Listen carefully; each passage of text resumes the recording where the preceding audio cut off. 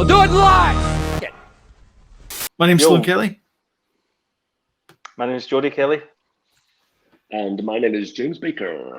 We're having a Halloween spooktacular. Indeed we are. So this is the top 5 movies that terrify us. All right, okay. Sorry, I'm just making sure you can see my Super Kelly Bros merch. Yes. Don't forget we have merch. There's going to be a link in the show notes when this goes out later on, but not right now. Available in a multitude of colours. Sorry, James. I noticed Jody having a beer there. I just want to point out I'm still doing Sober October. And if I can send you a cheers. If I can send you a link to my my Sober October page, so you can donate some money to the Macmillan Cancer Support. Yeah, put that in the chat. I'll put it in the chat. Put it in the chat. So right, anyway, sorry for hijacking. I'll drink my water now. No, absolutely not. No, it's what's the charity for again? Macmillan Cancer Support. Macmillan Cancer. Okay, so great charity. Please feel free to subscribe and make sure you put it up in the comments. I know he was finding it tough. Indeed. That's why I didn't do it. Better now. It's terrible, Better now. That's why I didn't do it. Made me feel so bad. That's why I didn't do it. Didn't you? What should we do now, Master Skywalker? Daddy, what did you do during the war? Daddy, what did you do during COVID-19? That's what Luke Skywalker asked. So he goes, Daddy, what did you do during the Clone Wars? Yeah. Then he loses his hand. That wee guy. Oh, I died. We step backwards. Oh. Yeah. Sorry, we don't want to go there. This is Halloween. I don't want to go there. This is Halloween. Anyway, okay, Halloween. Not Star Wars. Not Star Wars. All right, so let's start then. So my number 5. It's not really in any order. It's just I'll say it's top 5, but it's number 5. The 5th one I've chosen was 28 Days Later, which is Danny Boyle, which is they call them infected. So there's 2 different types of zombie movie. There's zombie movies, which is the slow moving, brain dead zombie ones. Then there's the infected ones, which are the sort of Resident Evil, running up the stairs, gonna kill you kind of thing. And 28 days one again. I'll do it in the night. Just checking. And 28 Days Later is Danny Boyle's version of the infected zombies. So it's not the slow moving zombies that kind of George A. Romero is famous for. My pal. Your pal. So the reason why I like it is because it was released in 2002, and it was the second movie that year. It was the first movie anyway that was recorded on a digital video, and it was like a digital camcorder, so it feels like it's found footage. It's not found footage, but it feels like found footage. The other one was 24-Hour Party People, but I don't know why. They both get 20 in their name as well, which is in your top 5. No. I'm just saying that both of those movies had they were made in digital cameras, like handy cams, like prop these things. One of these things. Oh, was 24-Hour Party People filmed in one of those? Yeah. Well, not exactly one of those, but yeah. For all intents and purposes, yes. And the reason why I like it is John Paul's wee icon there, by the way. I really like it. I know I've mentioned it before. But anyway, sorry. Lost my train of thought now. Anyway, I liked it because Doctor Who's in it, which is good.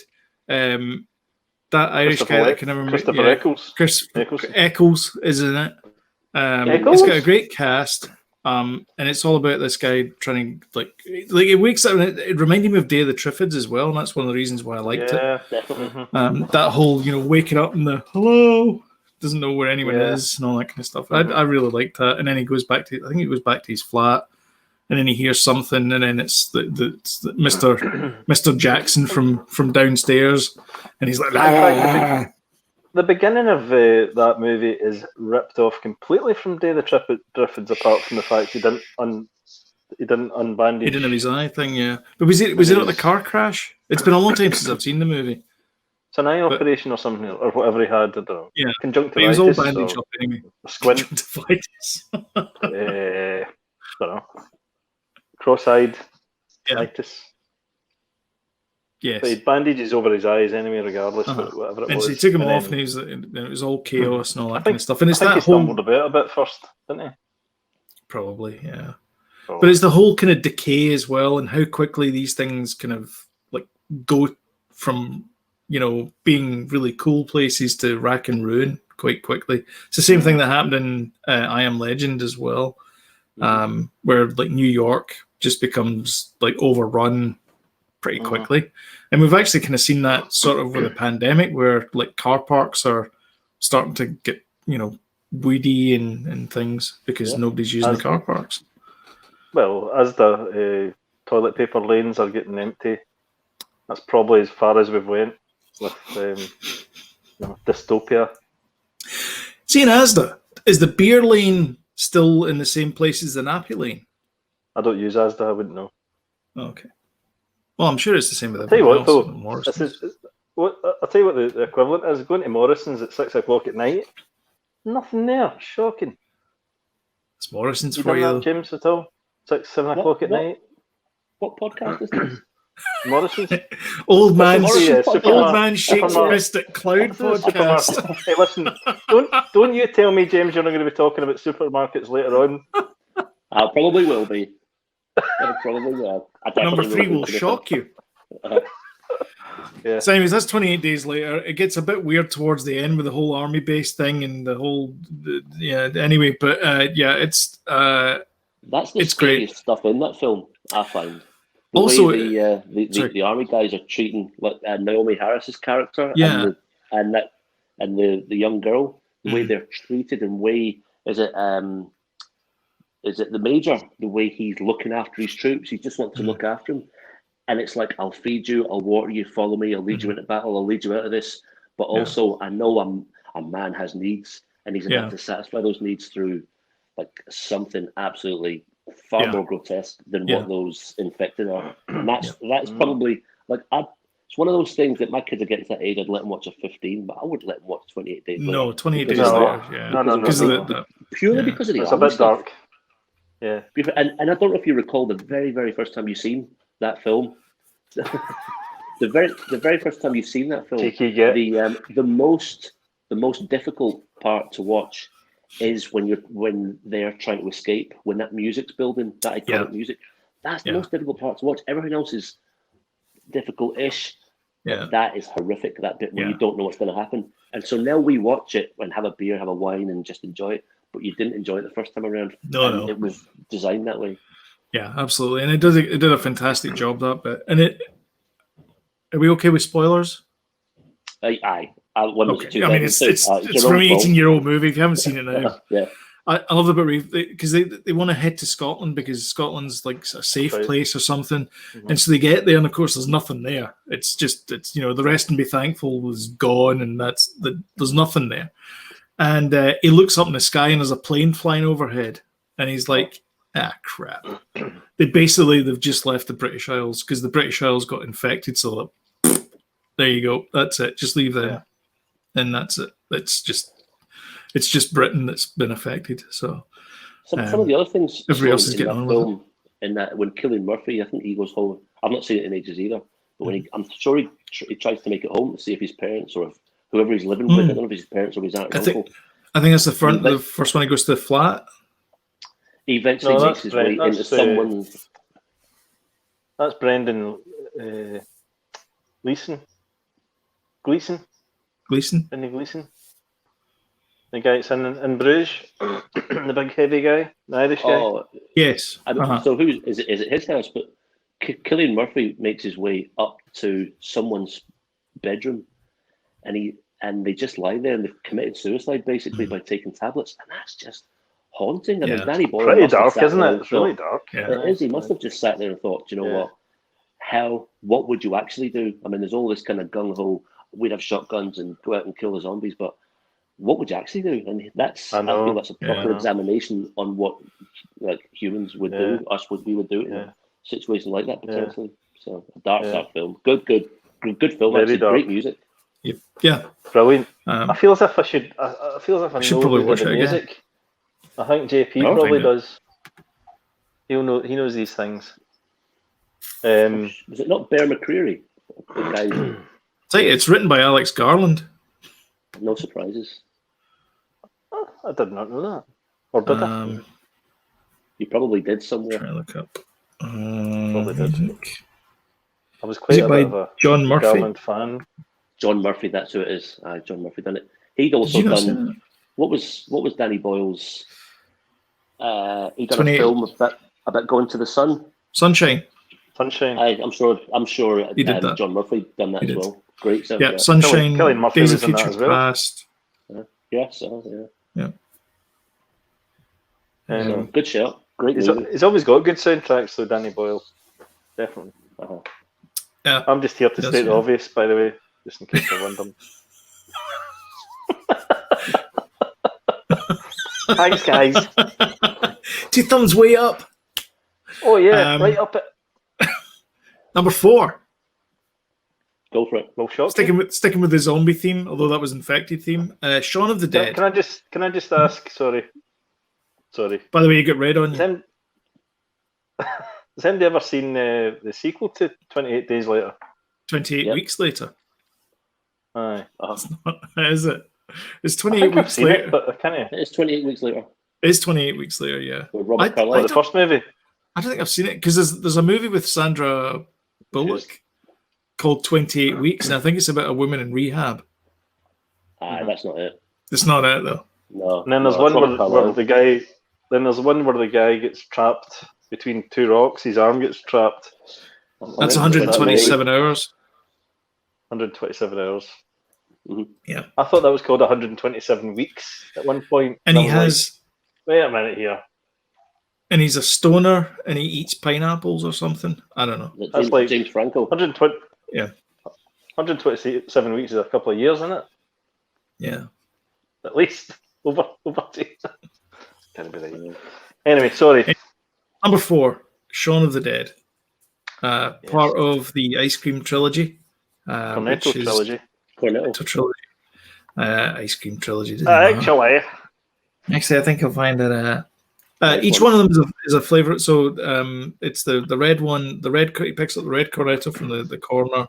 He picks up the blue cornetto in Hot Fuzz, and he picks up the green cornetto, the mint one, in End of the World. Mm-hmm. Not my favorite flavor. Not my favorite film. It's not good. The first 2 are amazing. Like of all of those movies, my favorite is Hot Fuzz, but I still love Shaun of the Dead. What a great! It was a tough one between the 2. A rom-com zom is what they called it, or a zom rom-com, because it's a zombie movie, a comedy, and a romantic comedy as well. So Shaun has 2 relationships in his life. The eponymous character, one is his best mate, played by Nick Frost, who is just there to play his best mate, and his girlfriend, who he doesn't get on with her flatmates because they think he's a bit of a deadbeat, because he's a bit of a deadbeat and he'll never really amount to anything. And then something weird happens and people start getting infected, and these 2 have to save the world, or at least their world, which includes not his dad, his mum, the flatmate, girlfriend, stepdad. He's not my dad. Is that Bill Nye? Bill Nye. Yeah. Bill Nye is just cracking guy. I love him. So good. He just like everybody in that movie's He's always brilliant. Performance. He's always the same though, but always brilliant. Is he? You know? He's not the same in that Pirates of the Caribbean movie. He is. You think? Well, he's got handles of makeup on. But... Nah. All right, there, Jack. I thought it was great, and the movie's fantastic as well. The bit where the bit where they're doing the getting the zombie ready, and he's going, let's see your zombie, and he goes, I'll do it in the night, and he goes, do it now, and he goes, that's pretty good. I'll do it in the night. Do it in the night. This is the night. And then the bit where his phone goes off, he goes, yeah, I haven't got any blow. And it's the guy that's phoning him is the guy from the shop that says you've got red on you. Because it's the same name of the same guy. And there's all these little bits and pieces that go in there. It's so clever. I like the bit where they're chucking records at the zombies though as well. And they're like, Blue Monday, 12-inch. No, not that one. Yeah, not that one. What about Batman? Didn't they say, didn't he bring out Prince's Batman? What did they do with that? Did they throw it? Probably. Keep it? Yeah, I can't remember. Yeah. He goes, I like it. The other one as well is the bit where she dumps him. They're lamenting in the pub, and Nick Frost says, "Do you know what we'll do?" He says, "We'll get drunk tonight. We'll have a Bloody Mary in the morning." And he goes through all the steps of the actual movie, and then we'll get a couple of shots in at the bar at the end. Mm-hmm. It's fantastic because they've only got a couple of shots left. It's just like it's beautifully written. Good film. No. Yeah. Well scary. done, those guys. Probably not. Written by Simon Pegg and Edgar Wright. Yes. Edgar Wright, yep. The director. Or did he write? Wait a minute here. He definitely wrote Hot Fuzz. They wrote Hot Fuzz together. Mm-hmm. Did they write Shaun of the Dead together as well? I think they did, yeah. Aye. Because people always assume it's Nick Frost and Simon Pegg that wrote. No, the only movie they've written together is Paul. Oh, really? Yep. Oh, that was good as well. I liked that. It's a great movie. That was better than They should have made that the third one of the trilogy. They should have. They really should have. It was a far better film than what's it? Mm-hmm. And Edgar Wright's a great. Sorry, I'm just taking my socks off. Edgar Wright's. Edgar Wright's. On you go. Mine's are already off. Fantastic. There you go. James has had it off already. His socks. The Sockless podcast. What was I going to say? Edgar Wright's a fantastic director, though, so it's a bit of a misstep for him, but he did make Baby Driver after it, so who cares? Did he not write Ant-Man as well? Yeah, him and Joe Cornish wrote it together. Quite a long time before. He gets a writing credit at the end because he didn't. Yeah. Because they took it off him. Yeah, creative okay. And all that. Yeah, but I think most of their script get through. They wrote that script quite a while before it was actually made. Mm-hmm. It does. It reeks of Edgar Wright. Yeah, it's the bit in the middle with the I just realised something. You know, one of the burglar guys saying, right, this happened and this happened, but the way they do it across all the scenes, across the characters, it's his voice. That is very, very him. Yeah, but they're saying it. Well, that's good, Sloan. I just remembered I've got this little ident thing here. Which, by the way, if you're enjoying this, you should hit the old like button and share it. Sorry, Jody, you've just disappeared there under the pumpkin patch. And as always, hit the subscribe button and the notification bell, and you'll get timely reminders of when we post up new content. And that will lead us straight into number 3. Oh, The Shining. I think so. The Shining. No? Oh, okay. Some guy called Stan Kubrick. It shocks me that you've watched these films. So I know you've watched this. But, yeah. I've watched all of these movies. I know you have, but The Shining. I would definitely say this is my favorite Stanley Kubrick movie because I don't really like any of his other stuff. Sorry. I know I'm controversial and blah, blah, blah. How can you say that? 2001 AD is a masterpiece and yada, yada, yada.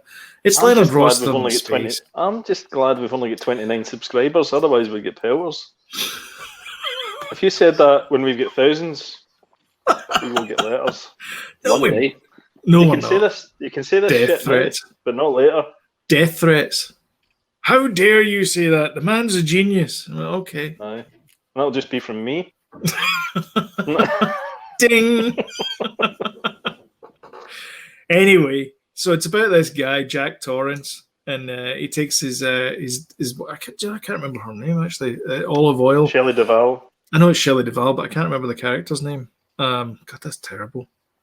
Anyway, takes up to the Overlook Hotel, and he's going to become the winter caretaker. He's a writer with a wee boy. With a wee boy called Danny, and he goes quite mad.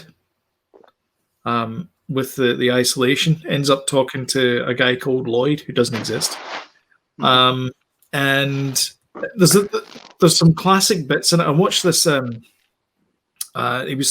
This guy was tearing apart the movie scene by scene, and it was a fascinating watch.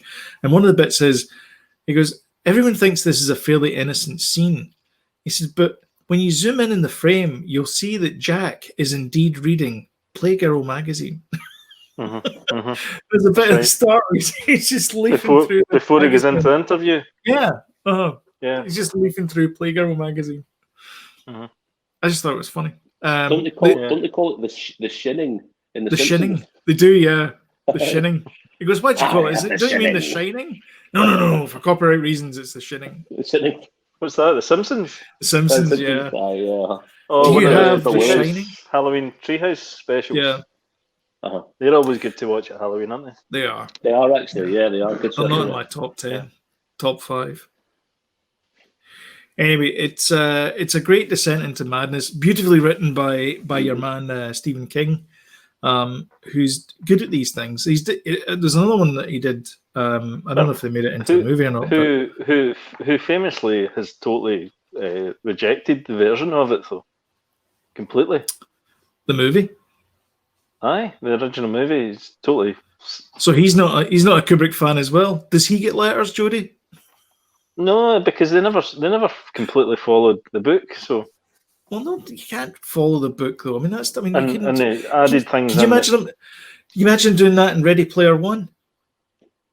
Well, no, but also he did not like the casting of Jack Nicholson as the main character. Jack Torrance. Really? Why? Yeah. Why not? He didn't like that. Because he felt as if it was too much of a cheap trick. Too much Hollywood. Too obvious, a little bit too obvious, because Jack Nicholson was a bit like that anyway. But it would have been probably better to see somebody not like that and turn. See the how he would turn. But do you know who'd be good at that then? Don't laugh. We were talking about this earlier on, not 2 minutes ago. Paul Rudd. Yeah, that would be good. That would be good actually. I think he could do that because I think he's got that. He can do that kind of that madness thing quite well. That's a very good shout actually. Yeah. Yep. Because he can be that kind of happy guy, and then turn like that. I could see that. That'd be good transformation. And it would, and see when you think about it, it would have been more interesting to cast somebody different. But now that we've seen the film, we love it. Well, you can. One of the creepiest films ever. Here's Johnny. Who would not want to see it? I used to have that T-shirt. Remember? Who knew that an Ed McMahon catchphrase to introduce Johnny Carson would become so iconic? Iconic. Yeah. Here's Johnny. I know. Isn't Jack Torrance's wife actually Adrian Balboa? No, that's Talia Shire. I know, but to me it is. Okay. What do you mean to you? Because I'm just like that. I think they look the same. That's Adrian Balboa. What's it? She was Specsavers. She kind of channeled her, or maybe Diane Weiss channeled her. She's, I don't want to die, or there's a bit in it where she's, I don't want to die. She would have been good actually. That was Independence Day. Not that Independence Day. The other one, the more believable one. Violence movie that we watched. Which, by the way, is fantastic and is, I would say, probably better than Independence Day, but very dark. It's very, very dark, especially. Why were we watching a movie like that? We'd run out of movie.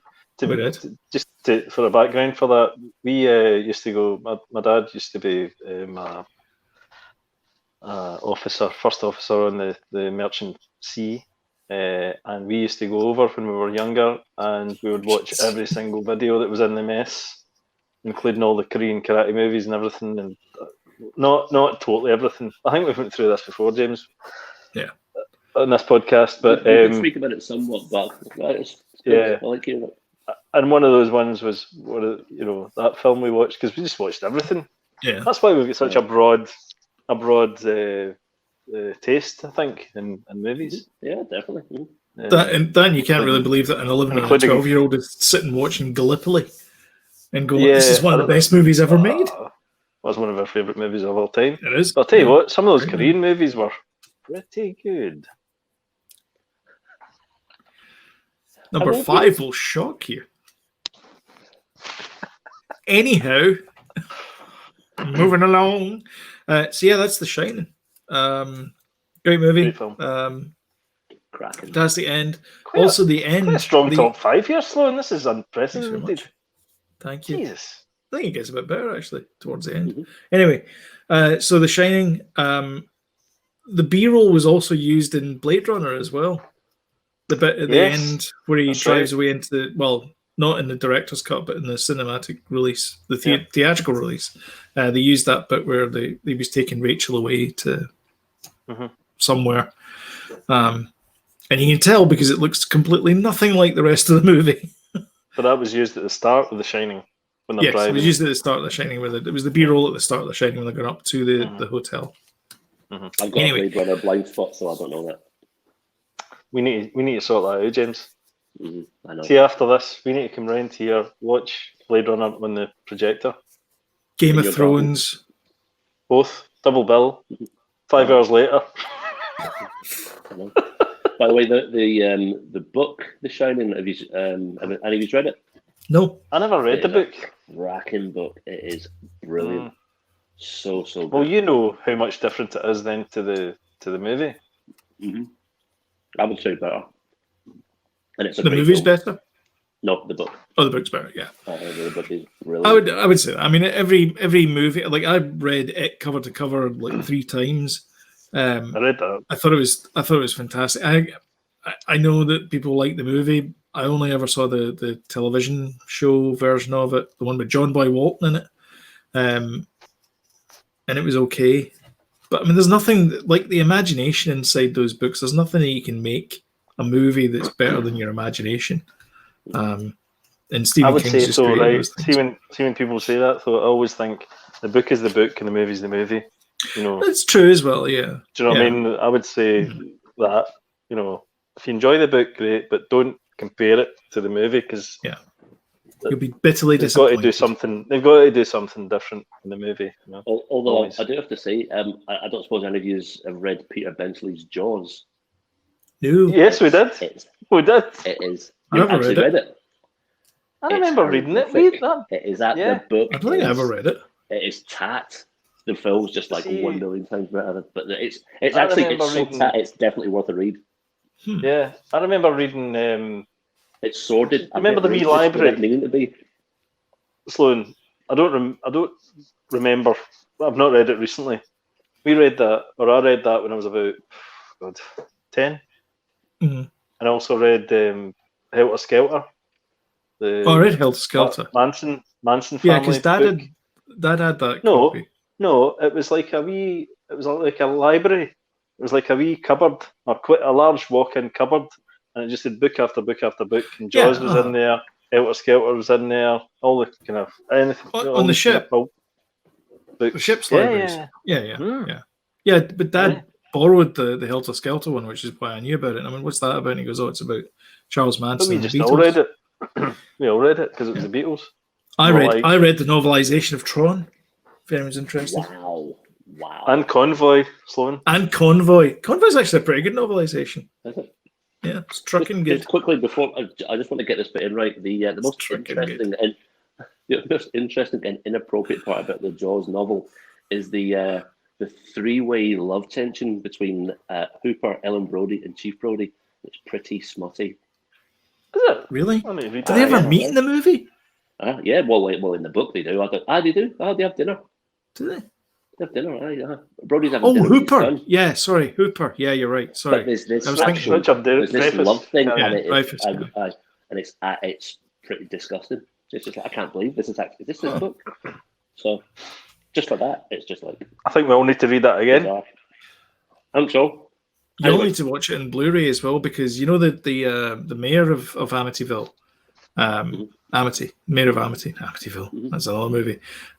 He's got this like seersucker blue suit on, and for years I thought it was like a kind of grey color. It's seersucker, which means it's like white and blue pinstripes, and he's got little anchors all over throughout the suit. I think so. It's adorable.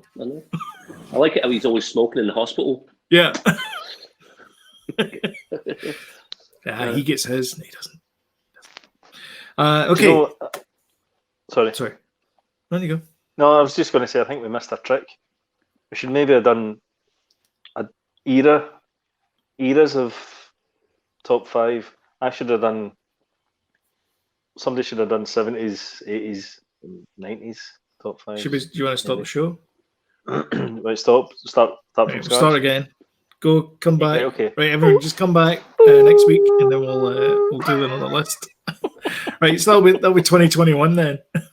Yeah. All right, number 2 in my list. I can't believe we've been live for 35 minutes now. Number 2.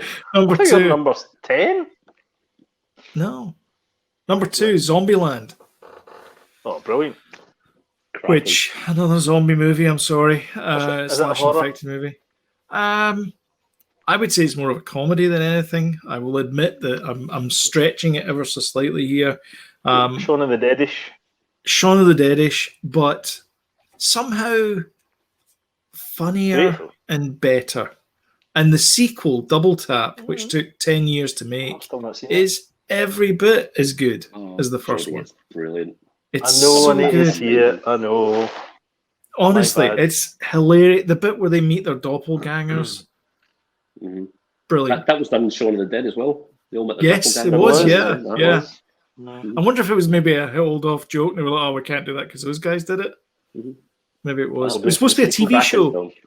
Zombieland was supposed to be a TV show, but they never quite made it a TV show. Anyway, Zombieland and Zombieland Double Tap, I guess, as well. But yeah, just hilarious. Like the opening bit where he's got all these rules, like cardio and double tap. Yeah. And, check the bathroom stall and all these little rules of his like how he survived the zombie apocalypse, because Bill you Murray's come into this in it. yeah, Bill Murray's in it as well, yeah. You come into the movie after the zombie apocalypse, not when it's about to happen. And I guess it's kind of similar to 28 Days Later as well, because 28 Days Later is after, but he's got no knowledge of it. At least in this one, it's like, Columbus has got knowledge of it and he's explaining to you, the audience, all that kind of stuff. I loved a bit as well where there's a few great bits in it, but one of the rules he's explaining, and it's all these little, like, princesses, these little girls that are dressed up as princesses, and they're all like, they're all running after this woman who's like maybe the mum or the birthday party supervisor or whatever. And she gets in her people carrier and she just mows them down. I was like, just make sure I've seen that for a while, actually. It's great. It's one of those films that I find in this house. We can finish it and we can just watch it again. Finish it and watch it again. Yeah. And in the second one, what's the girl they find? She's all dressed in pink. Yes, it's Zoe Dutch, I think is her name, but I can't remember her.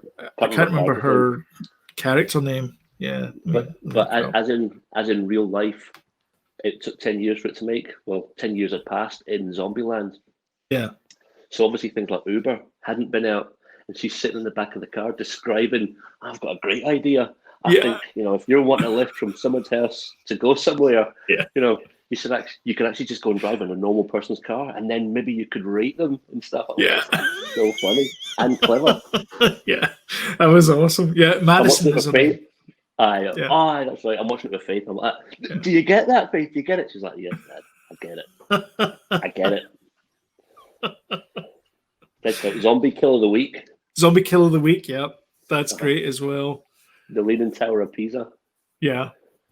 And the bit at the end as well, where they go to the theme park. Like the last time we were in Universal, so this is obviously last year because pandemic. Ironic, but it was the one of the scare zones was based on Zombieland, and it had all the rules around the place. But it was set up. It had the fairground as well, so the bit where Little Rock and what's her face, Wichita, they were sitting on that thing that goes up. You know, the kind of skyscraper thing that goes up.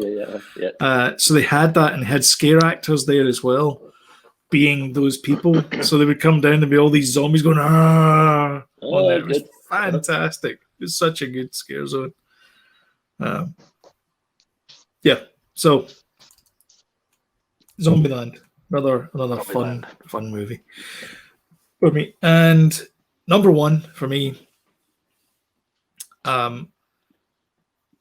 is Alien.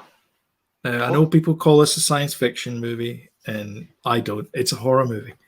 It's about this creature that boards the ship through nefarious means. I won't spoil it for you. If you haven't seen this movie, it's 42 years old now or something, I think. Okay, fine. John Hurt's in it. Another Doctor Who.